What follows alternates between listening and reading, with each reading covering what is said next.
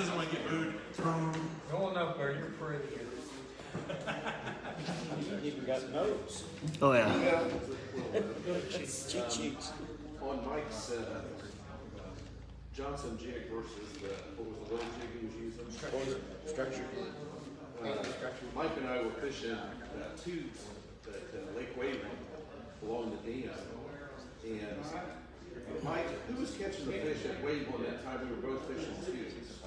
Were you fishing the heavier tube or the lighter tube? Probably lighter. Because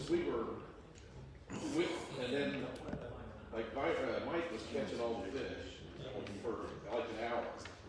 And then that might have went away and Mike's picked up. The only difference in it was the difference between a 3/16 and a 1/8 ounce jig. We were using everything else was identical. So it had to do with, as the sun came up, the fish moved down. So the heavier bait went down and where the fish were quicker. So there's been a big effect.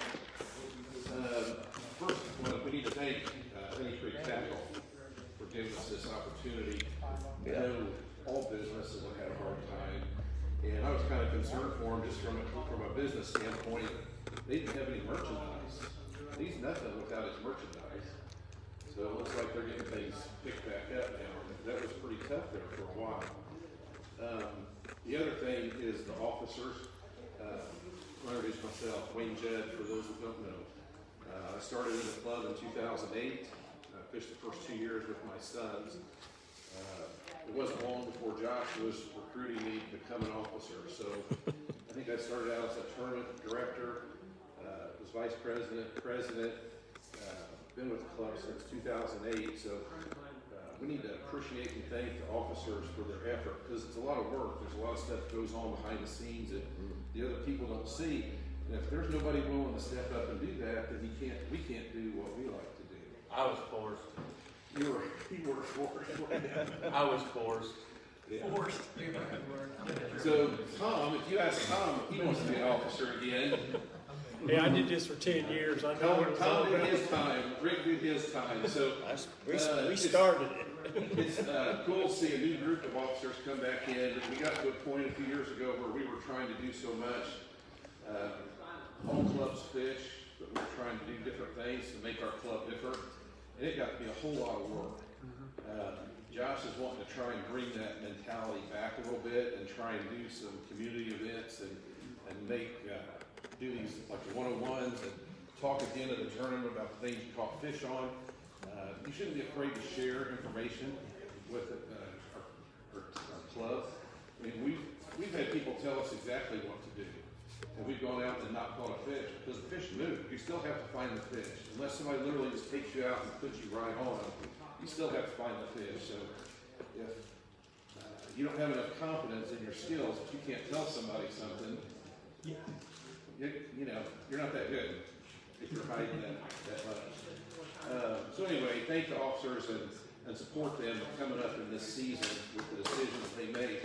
And if you feel compelled and you want to be a complainer, and there'll be an election at the end of the year, and they're always looking for new people to help out and have those new ideas. So another thing I just want to bring up, this is off topic, but I broke a reel at Clinton. I set the hook on like a 2.5 pounder and the reel seat broke. It was a Lew's reel, probably 2 years old. I emailed Lew's. They said, go ahead and send it in prepaid, so it was like $7, $6 to send it in.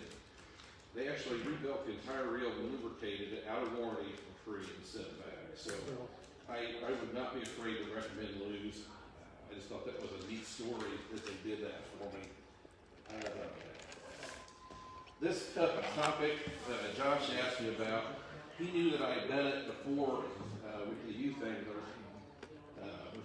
They need to know going into it. It's all fun to go fishing, and you can do it from the bank pretty cheap, but when we start doing what we're doing, there's a lot of costs involved. But people who haven't done it, they really don't know what those costs are.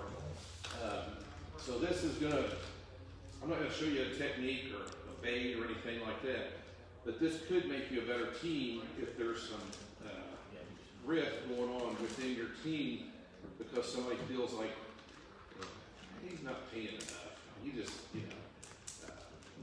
expensive sport, it's an expensive hobby. I don't think any of us are gonna get rich doing it, but, I hope this presentation will just help show an appreciation for the cost involved, because without the boaters, the co-anglers wouldn't have a place to go. Byron bought a boat, and he's found out too that, man, they are a money pit. They really are. Rick's got a money pit. I mean, everybody in here's had their fair share of big dollar problems. So the presentation is the cost of fishing. So Josh has bailed out on me. Sorry. No, you're good. I believe what we do here is amateur, competitive bass tournament fishing. There's none of us going to make an elite trail or anything like that. You might move up to some of these other trails. But the thing that makes our club different is we are a team-based club, fish with the same person. You go to some of the other clubs and they're a draw club and you have a different person each time. That can make for some hard fishing because your skill levels are different, the things you're strong at are different. Byron and I fish good together. We have similar interests in how to fish, and it makes for a good team. It makes for a good day. That brings it, is it a hobby or a career? Certainly for somebody my age and Byron's age, this is a hobby. It's an expensive hobby. You have to be a young man. Somebody mentioned throwing an A-rig. No, that's a young man's thing right there. When you go fishing, do you approach it to have fun, or do you take it like it's a job? I know Byron and I will stop when we're tired. We want to have fun. There's people that approach it like a job. They're 120 miles an hour the whole time. They don't stop from beginning to end. They're probably going to do better, I would say, most of the time. But for us, it's more about having fun. If you run out of food on the lake, go find Wayne. Right. We'll get to that. You going to spend money or make money doing this? What do you think? We're spending a lot of money. Spending a lot of money. We're spending a lot of money. Having a lot of fun. All right, we're going to have a look at some of these costs. These costs here are going to apply to both the boater and the co-angler. And I try to set this up to this season, and you can subtract or add to it based on what you guys normally do with your team. Indiana, $17. Michigan, 4-day non-residents, $40.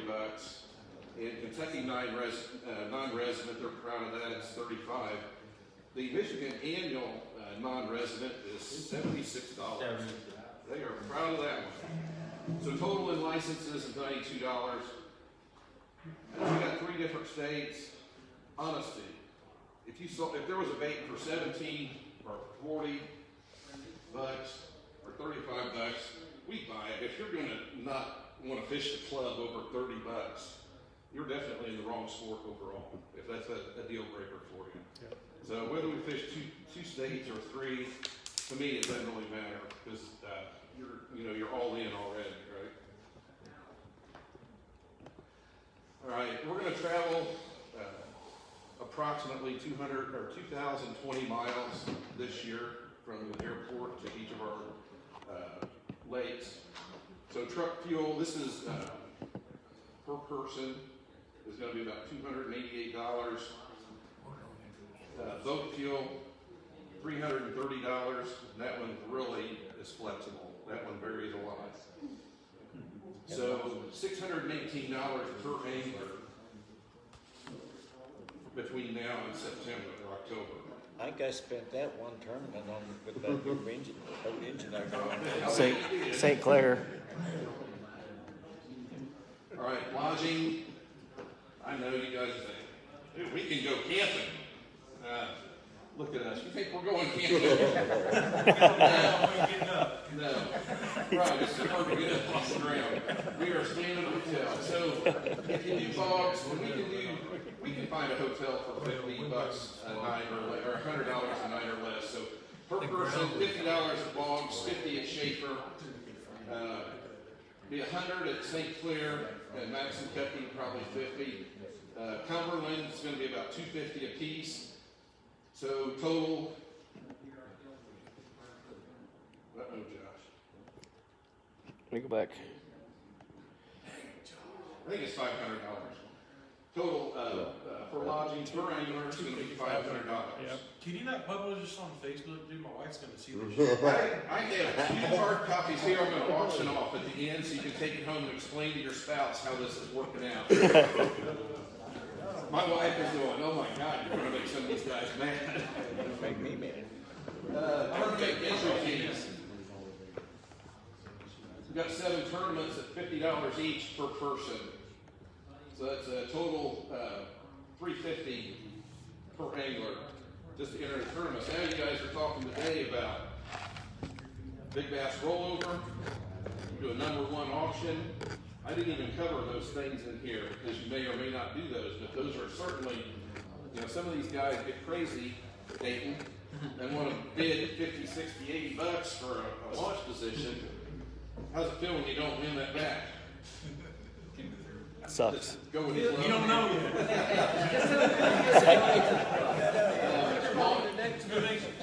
Launch fees, going to be in the neighborhood of $17.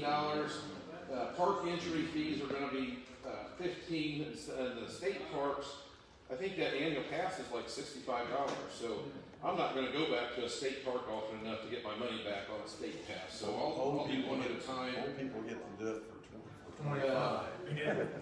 Thank you. We're all old. So that's going to be about $40 per angler.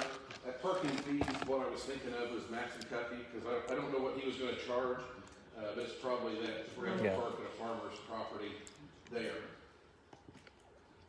Food, snacks, and drinks, we got to cover this. McDonald's, Crustables, oatmeal cookies, Arby's, Subway, Coke, Mountain Dew, Texas Roadhouse, orange slices, Oreos, Pringles, powdered donuts, and McDonald's, Coors Light, nice.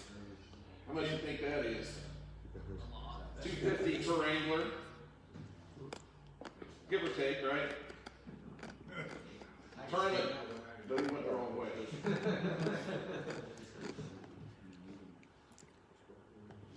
That's what's next.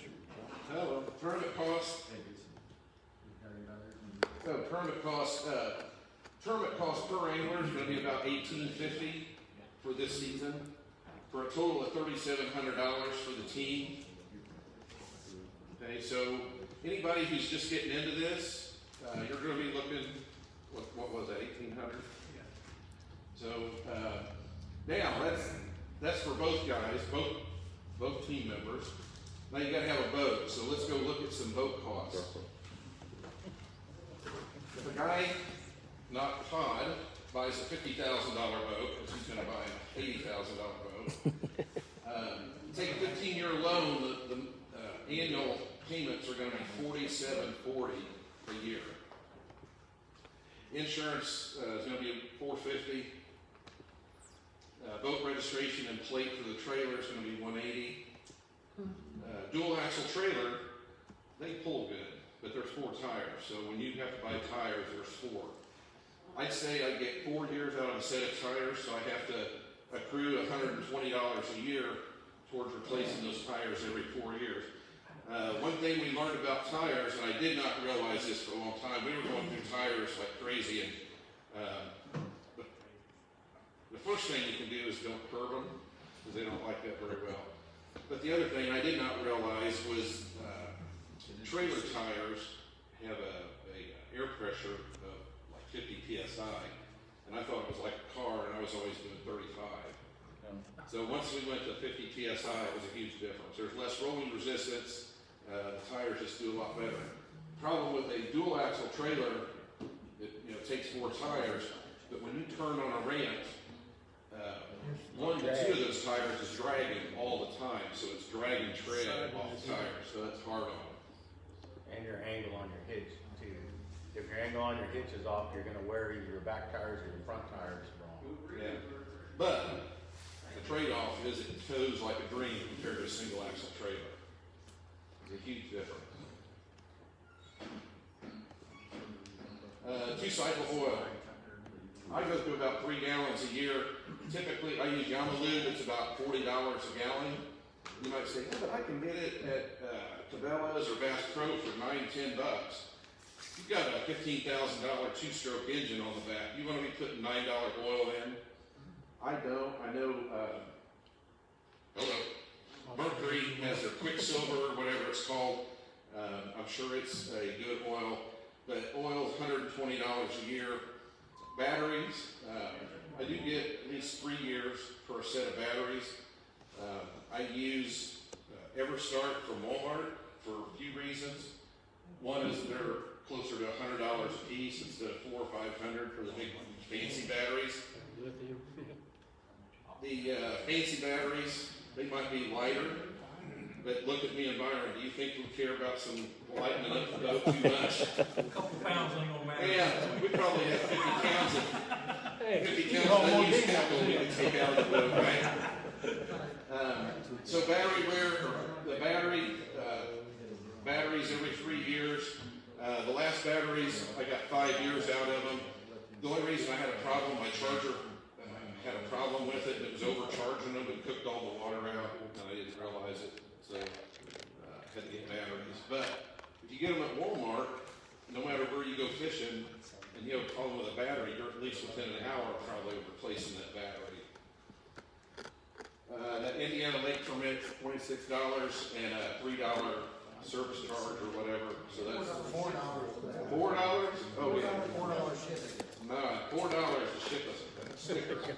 You put electronics on the boat. I'm guessing you can put $8,000 worth of electronics and power poles or whatever on the boat. I might be low on that.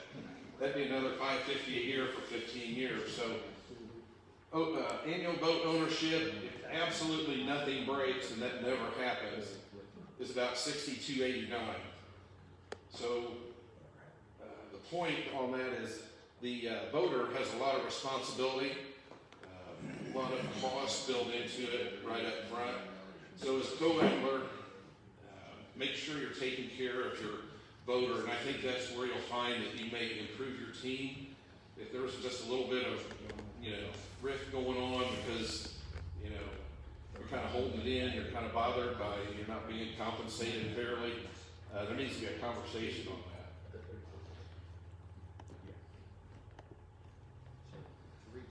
that. So the annual cost for the boater doing 7 tournaments just in our club is $81.39 approximately per year. I love it. How much did you guys win last season? Did you win anything near that to cover that? No. This to me is like poker. It's a game of skill and some luck. It's redistribution of wealth in a much better fashion than our government does. At least when you get the money, you did something to earn it on that particular day. Ask yourself this. Do I have fun? I can't control winning, but I can control if I'm having fun. And I can have fun whether I'm winning or not. What are you laughing at? Oh, nothing. I'm not going to mention you having your meltdown. Well, hey, somebody talked about going into timeout once already today. So it's already been brought up. We've all been in timeout. Did they rebuild that rock for you? No. They'd have to find it at the bottom of the lake first. Boy, you can't live nothing down around this. So we're a team-based club. So remember, all decisions will affect both the boater and the co-angler. This is under kind of managing these costs. The boaters should communicate costs to the co-angler, including ramp fees, lake permits, lodging, and groceries. Team needs to agree with the principal on how much money you're going to spend, how much you're prepared to spend on gas. It's a huge variable. It costs about $1 a mile to move your boat. A 100-mile day just costs your team $100. For Byron and I, a fish that's 50 miles away does not exist. If it's more than 50 miles away, it does not exist. We're not doing a 100-mile trip, are we? No. Maybe to a restaurant. If there's a good restaurant on the other end of the lake and it's quicker to take the boat, you're going. Yeah. One thing we had to decide early on, and we kind of flipped back and forth on this once, I think. The boater and co-angler need to decide how winnings are going to be split, including big bass. Does the person that caught the big bass keep the winning, or do you split it? And we've done it both ways, but we've come to the conclusion we split everything, so we're splitting. But there was a time where we kept the earnings if we wanted. Those kind of things, though, will cause a problem in a team if you don't have that ironed out first. Preventive maintenance on the boat, trailer, and equipment. As if owning the boat isn't expensive enough, preventive maintenance does go a long way to control unexpected costs. Dry wheel bearings, bad live well pumps, underinflated trailer tires, dead battery, run out of gas or oil, just shoot your day instantly. And you spend your whole day recovering from that. One thing that I do, my wife, any of you guys Dave Ramsey people? I know who he is. So I'm the free spirit, I spend money, and she's the nerd. And she said, well, you need a separate checking account and just do direct deposit into that for your fishing so the family account doesn't take a big hit all of a sudden with these trips.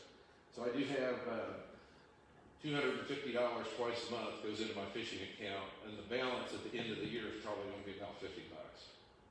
I find a way to spend all of it. That's that free spirit part. Secure sponsors to reduce the cost. Sponsors may donate cash, fishing products, or discounts on fishing products or services. That's sometimes hard to come by because those guys get beat up by people. You may get merchandise. It'd be hard to get money. Fun is first for Byron and me. It's a social event with food, fun, and travel. It's not work. We try not to make it work. We feel good when we do well. We get down on ourselves when we don't do so well, but we always have fun. So that goes back to, we can be down on ourselves and still have fun.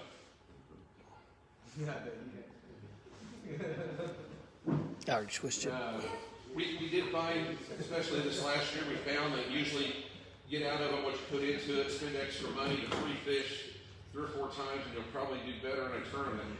Hands down, West Boggs and Mill Creek, we've pre-fished them a number of times, and it definitely improved how we fished during the tournament. But it still doesn't ensure you're going to win money, and that makes it even harder to cover your expenses. That's where you have the mentality, this is a hobby, it's going to cost you money. Many tournament anglers don't give any thought to what the costs are. They just want to go tournament fishing at any cost. But if you or the other of you feel you are paying more than your fair share, it will affect your fishing performance and ultimately your relationship. I can't think of any specific examples off the top of my head, but I've heard people in the past discussing where they weren't being compensated properly, and it just makes it hard to do. On that, there's no right or wrong way to divide the expenses, but a good faith attempt needs to be made to fairly split the costs. Byron and I just keep a tally of the money spent and who spent it. We add it up, come up with a 50% ballpark amount. We don't really split hairs on that. I know Jason and Brian had a different way, and it's hard for us to understand, but one of them pays for the hotels and one of them pays for the tournament entry. And so, but they have a way that they both have agreed to, so it doesn't cause problems with their team. This is conclusion. You got to own it. Say this with me. Hi, my name is. Enter your name. I'm a bass fisherman. We are addicted. Nah. So those numbers were fairly representative of a typical situation. If you've got a $100,000 boat, that payment's going to be a lot more. It doesn't go away for 15 years. It's the same cost every year. I'm in a position now at Byron. I'm not going to have another boat, so we decided to put $5,000 or so in my boat this year. We put new carpet in. Byron, Mike, Nate, Jake. We did the carpet. I had the seat reupholstered, and I'm going to have it wrapped Monday. So looking forward to that. Hopefully the cold winter hasn't done any damage to the engine or anything like that. But I'm not going to have another boat, so I want to fix that one up a little bit. Is it? Thanks, Wayne. Appreciate it.